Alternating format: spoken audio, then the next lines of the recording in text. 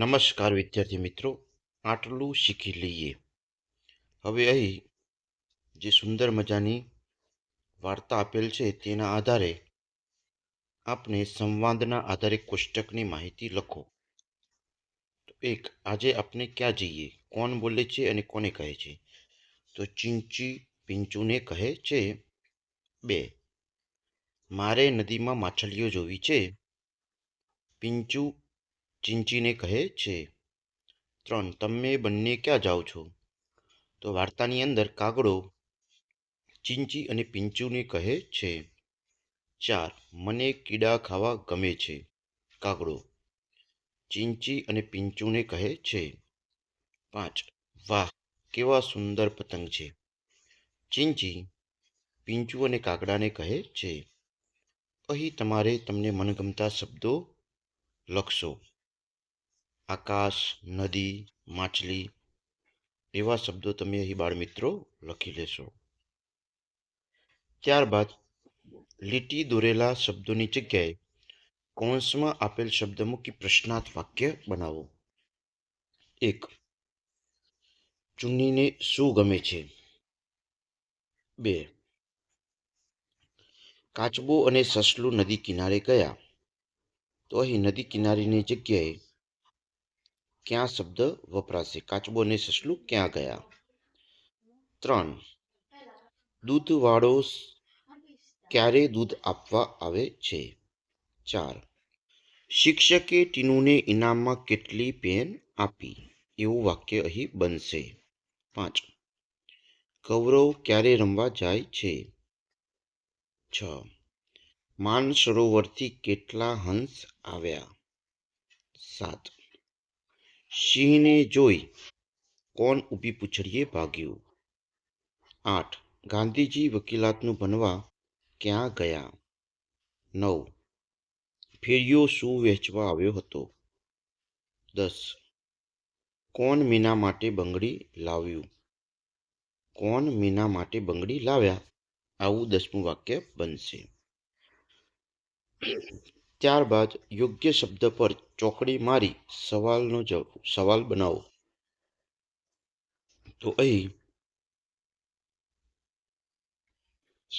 પહેલો સવાલ છે, વાંદરાને શું ભાવે છે? 2, મુંબઈ ઉપર ચોકડી મારશો. ત્યારબાદ મોહન ક્યાં જવા નીકળ્યો તેવું પ્રશ્ન વાક્ય બનાવશો. 3, ગોપાલ ક્યારે દૂધ આપી જાય છે? 4, કોણ દરરોજ પ્રાર્થના કરે છે? 5, 1 ડઝનમાં કેટલા કેળા આવે? આવા સવાલ પ્રશ્ન વાક્ય બનાવશો. ખૂબ સરસ રીતે સમજશો. ત્યારબાદ આપણે અહીં તમને મનગમતા શબ્દો લખશો. તો મેં અહીં ઇનામ, મોહન અને વકીલ ગમતા શબ્દો લખેલ છે. ત્યારબાદ વાર્તાના કેટલાક વાક્યો અહીં ભૂલથી ખોટા લખાઈ ગયેલા છે. તો વાર્તા વાંચી સાચા વાક્યો શોધીને લખો. તો વાર્તાની અંદર પ્રથમ વાક્ય, બબલુના ઘરમાં એક કૂતરી છે. તો આપણને ખબર છે કે બબલુના ઘરમાં એક બિલ્લી છે. મારી મિન્ની ચાઉ ચાઉ, નહીં, મારી મિન્ની મ્યાઉ માઉ એવું વાક્ય અહીં લખાશે. 3, શારદાબા હાથમાં સાણસી લઈને બહાર આવ્યા. શારદાબા સાણસી લઈને હાથમાં નહોતા આવ્યા. શારદાબા હાથમાં તવેતો લઈને બહાર આવ્યા. 4, ગંગાબા આંગણામાં પાટલા પર બેઠા હતા. ખોટું. ગંગાબા આંગણામાં ખાટલો ઢાળીને બેઠા હતા. 5, મીની બબલુના માથા પર બેસી ગઈ. મીની બબલુના ખભા પર બેસી ગઈ. ઉદાહરણ પ્રમાણે શબ્દ બનાવો.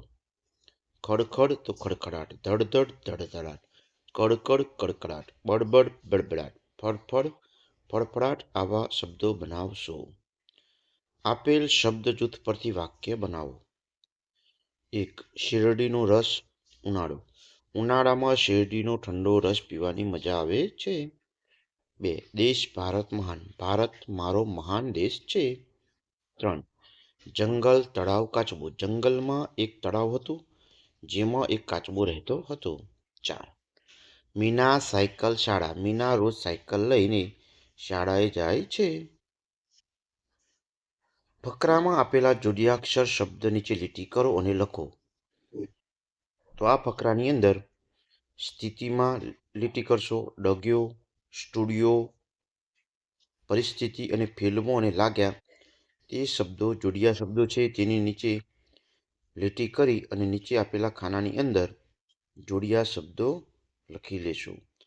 સ્થિતિમાં, ડગ્યો, સ્ટુડિયોમાં, લાગ્યો, પરિસ્થિતિ, ફિલ્મો આ શબ્દો લખી લેશો. ફરી એકવાર ગમતા શબ્દો લખો. બિલ્લી, તળાવ અને ભારત આ ગમતા શબ્દો છે એ લખી લેશો. ત્યારબાદ યોગ્ય શબ્દ વડે ખાલી જગ્યા પૂરો. 1. સૂર્ય કઈ દિશામાં ઉગે છે? 2. પ્રિયા ક્યારે આવશે? દીક્ષિત ક્યાં જાય છે? અરુણા શું કરે છે? આ ઘરમાં કોણ છે? ત્યારબાદ સરખા અર્થ ધરાવતા કોષ્ટકમાંથી શબ્દ શોધો. તો સરિતા, નદી. તો નદી પ્રથમ લાઈનની અંદર આપણે શોધી નાખ્યો છે. નવાઈ, આશ્ચર્ય. તો છેલ્લી લાઈનની અંદર આશ્ચર્ય શબ્દ આપેલો છે. ધોળું, સફેદ. સફેદને આપણે બીજી લાઈનની અંદર સફેદ એવો શબ્દ શોધેલ છે. પ્રણામ. તો નમસ્કાર. તો નમસ્કાર આપણે અહીંયા ત્રીજી લાઈનની અંદર શોધી આપેલ છે. વિનય, નમ્રતા. પ્રથમ ઊભી લાઈનની અંદર નમ્રતા શબ્દ શોધી આપેલ છે. ત્યારબાદ શિક્ષક વાંચી સંભળાવે તે પછીના વાક્યો મોટેથી વાંચો અને પ્રશ્નોના જવાબ આપો. 1. ભમરો એટલે ભ્રમર, ફરાક એટલે ફ્રોક, ભ્રાય એટલે બ્રો અથવા ભાઈબંધ એવું થાય. 2. ડર ડર અવાજ ક્યાંથી આવે છે? શિક્ષકના પર્સમાંથી.